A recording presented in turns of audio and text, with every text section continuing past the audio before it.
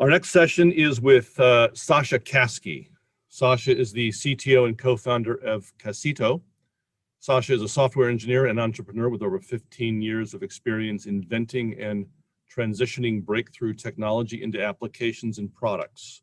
Before founding Kasisto, Sasha was a member of the IBM TJ Watson research team, responsible for real-time translation technology and conversational architecture for cars and mobile devices. Sasha, welcome.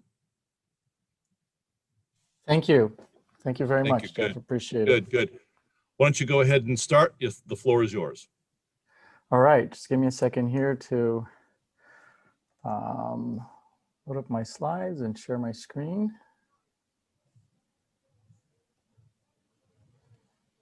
Okay. You guys see my screen? All right, great. You're on. Well, thank you so much for the opportunity to talk to you today. Wanted to talk to you a little bit about sort of the future of conversational AI, a slightly different perspective from what Rob was talking about. Rob, I think it was great to come right after you. I think you're going through all the operational challenges of deploying and maintaining a conversational AI system is I think a great setting for this talk. Also wanted to just congratulate you on your most recent Celent Award that you guys received. So congratulations on that. Quickly jumping into this, I'll start with a brief history of artificial intelligence because artificial intelligence is one of these things that means a lot of different things to a lot of different people. And I think ultimately we all probably agree where the final version of it lands. But the question was probably originally posed by Alan Turing. He's known as the father of computer science back in the 50s when he was building computers to break down encryption algorithms. He posed the questions, can machines learn?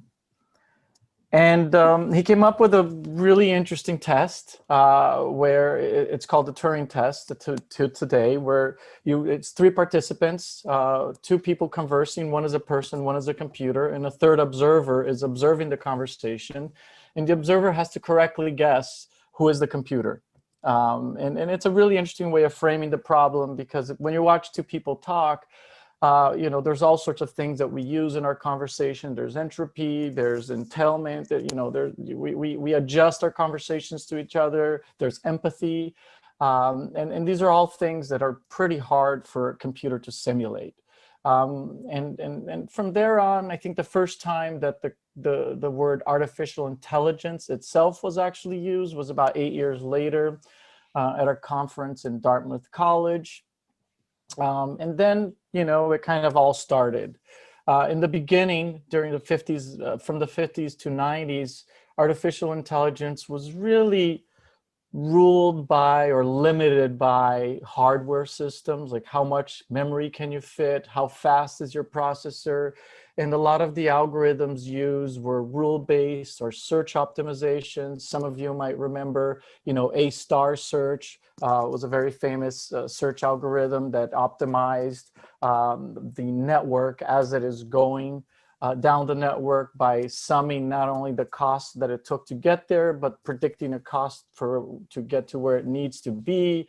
And that allowed it to greatly reduce the search space. So a lot of the computer science and mathematics that went into the AI in the beginning was around this.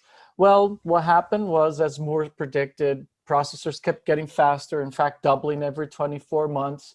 We went from having single computers or big mainframes to having networks of computers all over the world. And all of a sudden, we found ourselves in a world where we have as much computing power as we can imagine, and as much data and more data than we ever thought of. And those two aspects themselves really helped revolutionize artificial intelligence and helped us get to the places where we are today and do the things that we can do today.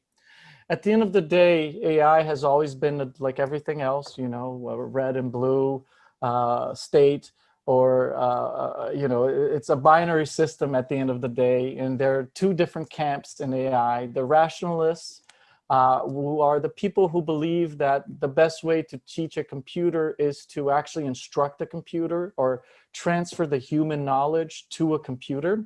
And that's where a lot of the ontologies, the rule-based systems came up with. And then there are the empiricists. And those are a camp that believe that, much like us, computers should learn by themselves. We should just be able to let a computer observe an event, a data, and over time, it should be able to learn from it. And you know, a lot of the focus today on AI is really this mixture of rational and empirical AI that make the most successful systems deployed commercially today. So let's talk a little bit about that. Let's think about some examples of where AI has had a strong impact in finance and banking. So there are plenty of anti-money laundering systems. Obviously, lots of algorithmic trading. We all see events every now and again where an algorithm can artificially bring up the value of something or down. Fraud detection systems. Obviously, it's been really successful for regulation and compliance to make it cheaper for us to be able to validate that we are compliant and solving the regulations. Risk assessment, it's been really good in helping us predict how risky, let's say, a loan is, or different ways of doing risk assessment that the financial institutions need to do. Obviously, CRM systems, and of course, our favorite virtual assistants. We feel that if you look at the virtual assistants of today and you look at the virtual assistants of 10 or even 20 years ago, there's a significant difference between what they can do and how they do it. Some people smarter than myself have actually articulated that the effect of AI on the world's economy has been already larger than any single technology in the world, including electricity or the cell phone. And there are some estimates that it will have a gross value added of up to $1.2 trillion by 2035. So it's a type of technology that's here. It's everywhere. It's in almost everything that we use, everything that we do, from a microprocessor to the virtual assistants that you communicate with, to the websites and applications that you're running, to things that are running in the back end when you apply for a loan, and so on and so forth. But let's focus a little bit on AI as it stands and focus on artificial intelligence. So I think, it was really nice coming from Rob's talk where he's talking about some of these challenges of bringing something like a bot. A bot is really just an automated system that's running in some back end, where the chat bot sort of takes the bot and says, okay, now automated system, communicate with users. And it's really the type of thing where let me see the main menu, and it's going to give you a few options, or maybe it'll give you a link. And then you get into what we call the conversational agent, which is a lot more interactive and can get into some of the things that Rob was mentioning, where, you say, hey, I want to know, I want to apply for a credit card. And instead of coming back, say, here are the 4 credit cards that I want, it's like, well, which credit card do you want? And why do you want that credit card? So that's a conversational agent. I would say that's where, at our company, Kasisto, we make both conversational applications as well as a platform to support it. And that's where we are today. The systems that we are working on and releasing really take it to the next level, or what we call the cognitive virtual assistant. And you have an example of one of them here on the right-hand side, where it's really about powering the customer life cycle. It's not just about a virtual assistant that's sitting there waiting for you to have a problem to come in and start talking to you, but a virtual assistant that is, when you come back and talk to it, it knows who you are. It greets you with a personalized greeting that's specific to you. Much you could say in the same way when you see a person that they don't just say hello and that's it. They're like, hello, Sasha, how are you? What are your kids up to? In this case, this is our specific applications for financial, so maybe it'll tell you what your last transactions were. It is It's there off when you're offline as well. So it's looking through your finances, looking through patterns, reaching out to you if it sees an opportunity, reaching out for you if it sees a problem. So it's sort of building a relationship with the user. It knows the user intimately. It has active conversations. So if you start a conversation and you drop it because you need to go do something else, it can come in and remind you of that conversation and say, hey, do you want to follow up with this? So it's really a very different experience. And you can think of the value of these conversational assistants is they're only as valuable as you as a human are willing to interact with them. Right? They can have everything that you need, but if you go there and you interact with it and you don't feel rapport, you don't feel a connection, it removes your drive from wanting to go and interacting with them. So a lot of our research, a lot of the effort that we have been putting into our virtual assistants is really trying to, level them up to what we consider cognitive virtual assistants that not only can engage in conversation and human-like conversations, but can also do that at a personalized level and are also available offline and can reach out to you even when you're not reaching out for help. And that, I think, completely changes the relationship between how users interact with these virtual assistants. So taking a break from virtual assistants, coming back into AI, so there's this notion, right? The ultimate goal in artificial intelligence is, for us to reach that level of what we call generalized artificial intelligence, or GAI, where you really where the AI has the ability to infer, empathize, it can learn. It can use knowledge that it learned in one place in another place, and really have some of the functions that we see in ourselves as humans, right? Where you learn something in mathematics, you apply it to economics, you apply it to psychology, and vice versa. The reality, however, is that today, even the most advanced AI systems that you see, things like the assistant that Google created that was calling hair salons to make appointments, and people couldn't really tell that that was a virtual assistant. The reality is these are all narrow AI systems. They are built for a very specific purpose. And you can't take, for example, an AI that was trained to recognize images of cats and ask it to have a conversation with someone. It just won't work. To that same extent, you can't take, a GP3 model that was built to, on top of millions and millions and millions and billions of text to go and recognize an image. It just won't work. It can do many things, but it can't do that. And that's basically the notion between a narrow AI and a general AI. And today, and for the foreseeable future, we'll continue to work and evolve narrow AIs. Because even narrow AIs, right? Maybe you built an AI that can recognize a cat. Can it recognize a dog? Can it recognize a zebra? So even within a narrow AI, there's like recognizing animals. Now can you recognize all objects? Right, you can start generalizing even within a narrow field. So recognition of images is, let's say a narrow domain. It's not general because it also won't allow you to have a conversation, for example, or to predict distances between objects, which is another use that you could apply it. And the same thing goes for things like AlphaGo, where AIs are sort of you set one AI against the other and just have it sit there infinitely until it learns the best strategy to complete the game. So there are probably more investments in AI today than there have ever been.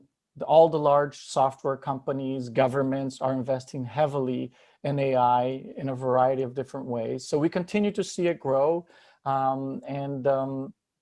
At some point, we will reach that day where AI will sort of make the next leap. Specifically around conversational systems. This might have come across through Rob's charts, but there's really three pillars that we like to think of when it comes to a conversational AI. And these are sort of, the basic pillars to build any conversational AI. So the first one is around understanding. So this is a system's ability to understand what a user says or types. So it's converting our text representation into a representation that the AI itself can reason on. And then the second step, right, once you understand what a user said, you want to be able to reason on it. So you want to sort of take that understanding and combine it with the knowledge that the AI has so it can do something. So in the banking example, you could say, hey, I want to send $500 to Zor for the wine that he gave me last Christmas. And that would be, on the understanding, it would be, okay, Sasha wants to send some money. He wants to send this much to that person. And then I would go into the reason. The reason would say, okay, I see what Sasha's trying to do, but I looked at his banking account. He only has $300, so I should probably let him know about that. Or it could say, well, Sasha, I don't really have a way to reach Zor. Can you give me his contact information? So the reasoning component is the one that allows you to learn, plan, and represent the knowledge. It's going to create the path. It's going to be the one that's responsive. Once the reasoning component decides what it wants to do, then it needs to communicate back with the user. And this is the problem of generation. So this is the problem of taking this knowledge representation and converting it from that into language that we can understand. For example, a clarifying question. Hey, Sasha, you only have $300. Would you like to send that instead? That's something that the reasoner would decide and the generation would perform. In terms of where we are in research and development, I would say most of the R&D goes into understanding and generation. I think the biggest leap we've had recently in the past 5 years with systems like BERT, Roberta, and even GPT-3 has really been in understanding with these large domain language models, which have done fantastic things to the field in all areas of NLP, not just conversational AI. We're still pretty weak when it comes to reasoning. So taking that general knowledge and abstracting it or planning is an area that does not receive as much resources and hasn't made the types of leaps that the first one has. And I think another area that's really promising right now is around generation. So, if there are many examples of this out there, but the systems have gotten much better at automatically generating the language that's used. It's not perfect yet because they will often come up with offensive speech or nonsensical text that gets generated. So I think most companies aren't willing to use full AI-based generation systems in production. But I would say that within the next few years, we should probably start seeing some of those. Jeff, I see, am I running out of time? I see you went out of mute. I think you're just about right on, Sasha. Okay, there are some questions. Quick, okay. Yeah. And then sometimes people like to have me predict when will we get to this AGI. And my stance on the AGI is that, and again, is this an opinion, right? I don't think we will receive general artificial intelligence we will achieve general artificial intelligence on our own. But what I imagine is that we will advance our AI algorithms to a point, and they will be the ones who will evolve into a general artificial intelligence on their own. So I think it's really something that we're going to fake it by creating systems that fake to be smart, and then one of them is actually going to become smart on their own, and we won't really know why or how, but then we'll interact with it and figure out. So, okay. iRobot. Right. We're going to be chasing around robots like Will Smith. And thanks for setting me up for my my question. AGI. I was speaking at a MasterCard event a couple of years ago in Miami, and Steve Wozniak was there, and he was speaking, and he was saying, and I think he's referring to AGI, or he was simply referring to cognitive virtual assistant, but he was talking about AI in general. That AI, his statement, AI will never be equal to human intelligence, because a human infant can look at a cat, and the next time they see a cat, even if it's of a different breed, can identify that as a cat. Where a machine needs to be fed and learn every breed of a cat and permutation of what that cat would be. And therefore cannot learn in the same way without the interaction as a human. Your thoughts? Well, I mean, he makes a very good point. You know, with today's tech, this is the problem of being able to take knowledge that you learn in one domain and apply it to another one, right? So my thoughts, in short, I agree with him that if we look at the state of the technology and the hardware today, and nothing were to change, that would never be possible, that our AI would never be able to reach it. But the reality is that our technology, our data, our hardware, our algorithms are continually evolving.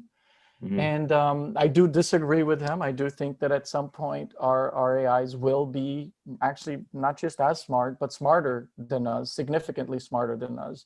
They already outperform us in many tasks. They can from the beginning, they could compute much faster than us. And at some point, they will be able to infer better than us, which is the problem that he's referring to. They will be able to abstract better than us. And guess what? You know, maybe as our brains were optimized to look at one example and generalize, but the computer can look at all examples at once and learn from that as well. So I think there will be a time, and again, this is an opinion, where, you know, It's okay, so is his. Right, and I can't tell you when this time is going to be. You know, I would like it to be within my lifetime so I could, you know, smile and grin at it. But maybe it's within my kid's lifetime, but I can't imagine it taking much longer than that. Happy to be wrong. Yeah. I thought that was a strange statement made by the inventor of the personal computer. You know, to use words like never. I think the answer is, if to straddle both of your fear of disagreeing with Steve Wozniak and your ability to agree with Steve Wozniak, if we're to go right down the center, I think the answer is, man, I don't know, but it looks like it's possible, rather than never. He's not only one of the fathers of the personal computer, if my memory serves me, and it often doesn't. He's actually the guy who figured out how to make the Mac OS multitasking, so you didn't have to do one thing at a time. You know, like it was something like 24 hours before they released it, he came up with a way of doing it. So it was a brilliant guy. But yeah, you know, we all have our the lenses that we look at the world from. I list some books here that have been super inspiring to me. They're science fiction books. I enjoy, you know, especially when you're going to think about the world. And Avogadro Court in particularly, I think, is a fantastic one for, you know, sort of imagining one way that an AGI can come to life. Yeah, and I think you're right. AGI is the way to make that bridge. And yeah, science fiction, there ain't nothing wrong with that. SpaceX and Elon Musk is based on science fiction. And if you think about it, it's based on what screenwriters put on the screen. They just said, that's a good idea. Let's do something like that. You know, another interesting thing is, no one ever imagined, in all the science fiction written before, I guess the 90s, no one ever imagined the internet. So even when sometimes, you know, we invent things that surprise even our most creative minds throughout history. Right. Yeah, and you can say, look back and say, who knew? So Sasha, thank you so much. That was really interesting. Thank you. Okay, cheers. Bye.